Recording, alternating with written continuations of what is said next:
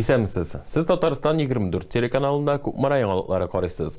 Атнаның мөһим вакыйгалары белән сезне мин Алмаз Ярмиев таныштырырмын. Хәзер төп темалар турында кыскача. Ял итү һәм спорт өчен яхшы урын.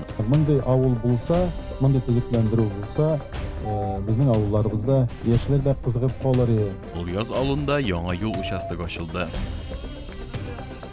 Янәдән яшәргә өйрәндем. Со своими силами, тоже все равно как-то стараемся, занимаемся. Айназар Шакиров бүгенге көндә нинди спорт түре белән шөгыльләнә? Зур стажлы зоотехник. Сөтчелек фирмасында бит ашау иң мөһим рольне уйнап тора. Нурсил Галиев нинди мактаулы исемгә лаек булды? Нәк шәһәрдәгечә яңа асфальт урам. Ульяз авылы халкы хәзер курыкмыйча яңа юллардан җәяүдә, машина белән дә йөри алачак. Шулай ук спорт сөючеләр өчен дә биредә яңа мөмкинлекләр ачылган. Алар турында безнең язмада. Шушы юллардан исән-сау чыгып китәргә язсын, исән-сау кире шушы юллардан әйләнеп өйләргә кайтырга насыйп әйләсен.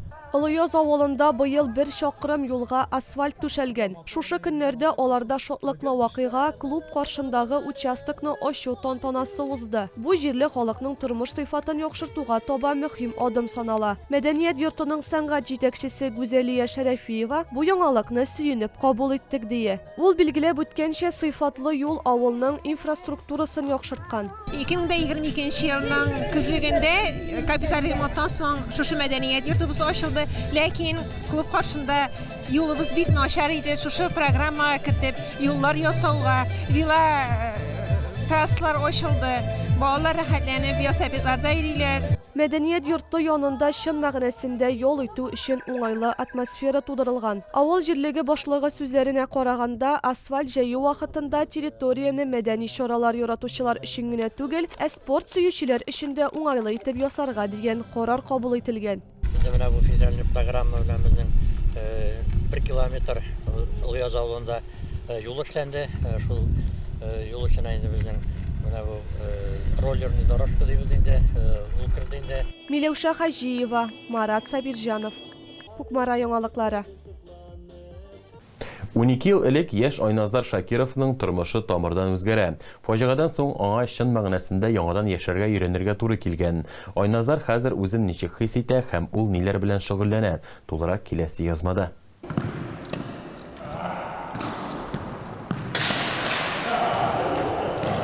Ул шикләүләр туктатмаган кешеләргә ачык мисал булып тора. Спорт һәр вакыт Айназар Шакиров тормышының бер өлеше булган. Бала чактан ук ул волейбол, футбол һәм баскетбол белән мавыга. Әмма 2012 елның 14 октябрендә булган фаҗига 21 яшьлек Айназарның тормышын тамырдан үзгәртә.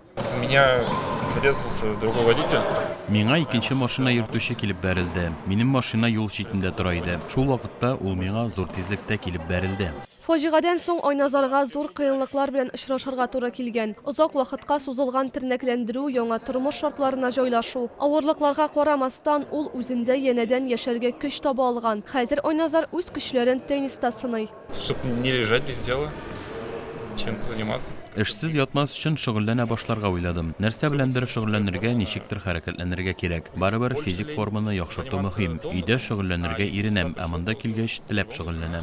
9 айга сузылган күнегүләр вакытында Айназар искиткеч нәтиҗәләргә ирешә. Казанда коляскалы теннис буенча чемпионатта катнаша, парлы зачетта 1-нче урынны ала. Шулай ук Россия чемпионатында һәм Мәскәүдә катнаша. Аның тренеры әйтүенчә, Айназар әле киләчәктә тагын да зур нәтиҗәләргә ирешәчәк. Он парень способный. Ул сәләтле егет, аның шөгыльләнергә теләге бар. Ул тренировкаларга бик теләп килә. Шундый көчле рухлы һәм максатчан Айназар үз хыялларына тырышып омтыла. Ул спорт дөньясында үсүен дәвам итәргә тели. Миләүшә Хаҗиева, Марат Сабирҗанов. Күкмара яңалыклары. Авылдан ерак китмичә генә сәламәтлегеңне тикшерү. Бу көннәрдә әлеге мөмкинлек Ульяз авылында яшәүчеләр өчен булдырылды. Торган җирдән ерак китмичә генә диспансеризация узу авыруларны иртә стадияда ачыкларга ярдәм итә. Авыл халкы бу усулны ничек кабул итә һәм алар үз сәламәтлекләрен кайгырталармы? Миләүшә Хаҗиева тулырак сөйләячәк. Приглашаем к нам на диспансеризацию в больницу. Следите за своим здоровьем. Будьте здоровы. Соңгы елларда авыл җирлекләрендә яшәүчеләрнең сәламәтлегенә аеруча зур игътибар бирелә башлады. Шуңа күрә район үзәк хастаханәсендә күчмә медицина хезмәткәрләре бригадалары оештырыла. Алар диспансеризацияны авылларга килеп үткәрәләр. Әлеге юнәлештә эшләү шәһәр хастаханәсенә йөрү мөмкинлеге булмаган авыл халкы өчен бик уңайлы. Халык бик риза булып килә. Чөнки аларны Күкмарага барасы булмый бит инде.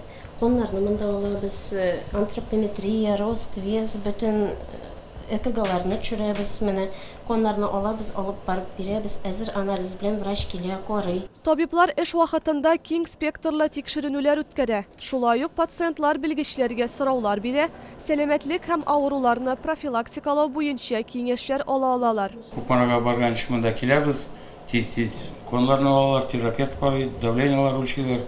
Все җайлы, әйбәт.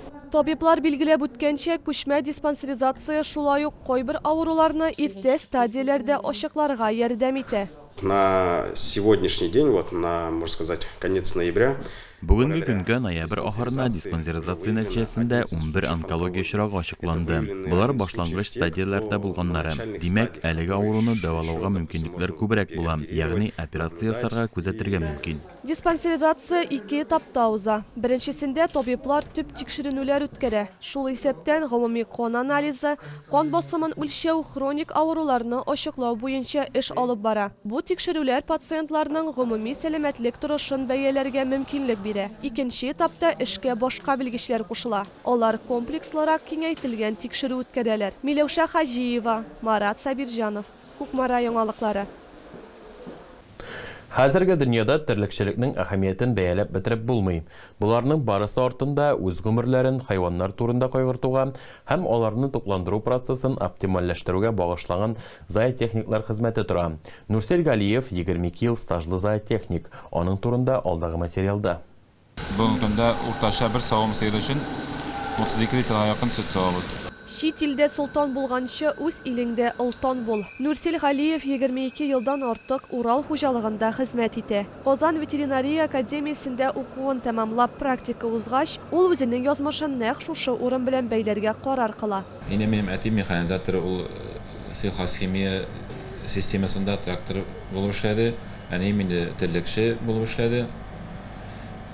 Шушы инде авыл хуҗалыгында яшәгәч, эшләгәч, училищены бетергәч, анда бит инде техник белән бәйле иде. Тагын да югарырак белем алуга бит инде безнең иде максат.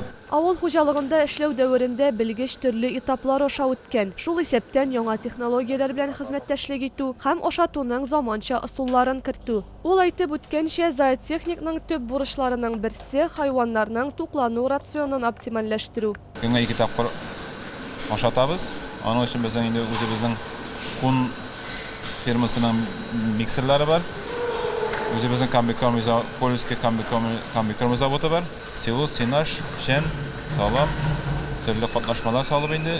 Шунда әзер булгатып, әзер рәвештә шуларны менә сыерларны алдына көнгә 2 тапкыр таратабыз инде.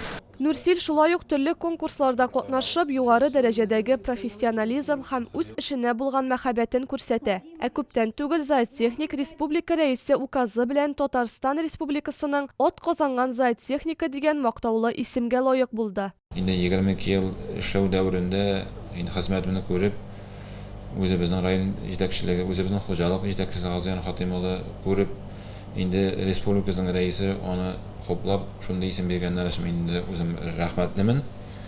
Бу исем бит инде бер генә көн өчен, бер генә көн әйбәт булган өчен бирелми. Менә шушы 22 ел хезмәт. Шул хезмәт өчен зур артында инде зур эшләр ята. Бүгенге көндә Урал хуҗалыгында 5000 баштан артык эре мөгезле терлек бар. Эшчәнлекне какшатмас өчен Нурсел Галиев тукландыру өлкәсендәге яңалыкларны өйрәнүне дәвам итә. Аның планнарында тагын да зуррак уңышларга ирешү. Миләүшә Хаҗиева, Марат Сабирҗанов, Күкмара яңалыклары. Папа Карло хәзер әкиятләрдә генә яшәми. Бүген көндә аны Күкмара районының Село Чора авылында табарга мөмкин. Анатолий Кириллов мәктәп укучысы булганда ук агачтан уникаль фигуралар ясый. Миләүшә Хаҗиева оста белән очрашып, нинди материалларны куллану яхшырак һәм фигураларны ничек ясарга кирәклеген белде. Музыка активатыбыз инде менә Апарсың шундый инструментлар монда инде уже китән я колды курулу истамискалар. Аның эшләре һәр вакыт югары сыйфатлы башкарылуы белән аерылып тора. Анатолий Кириллов кечкенәдән бу һөнәр белән кызыксына. Әлеге эшкә мәхәббәт бәлки әтидән күчкәндер ди. Ә хәзер аның үз остаханәсе бар. Ул эшчәнлегенең күп вакытын шунда үткәрә. Тырыш булмасаң, сәятың булса эшли алмыйсың. Исәмәсәң, кулларны итеп калганнары бирәзрәк итеп тормасаң, селкенеп. Анатолий Кирилловның барлык эшләнмәләре диярлек юкәдән эшләнгән.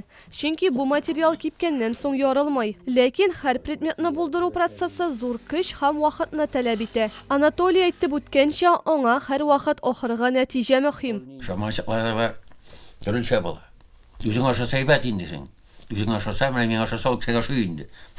Кемгә ничектер үзем ашамаса кешегә ашамый. Анатолий Кирилловның иң популяр эшләренең берсе скульптура. Элек кешеләрне аю скульптуралары кызыксындырса, хәзер сыерларга аерым игътибар бирелә ди. Ә агачтан фигура ясауга керешкәнче, ул башта булачак скульптураның кечкенә күчермәсен булдыра.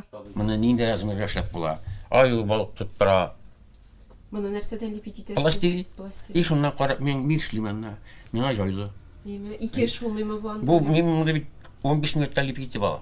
Менә 15 минутта мишә алам да, менә эшлим уже менә. Анатолий Кириллов үз эшен табуына сөенә. Киләчәктә ул үз остаханәсен киңәйтергә планлаштыра. Шулай ук күпкә зурак эшләнмәләр ясый башларга тели. Миләүшә Хаҗиева, Марат Сабирҗанов. Кукмара яңалыклары. Хөрмәтле тамашачылар, яңалыклар тапшыру ахырына якынлашты. Мин Алмаз Ярмиев, сезнең белән сау булашам. Киләсе очрашуларга кадәр.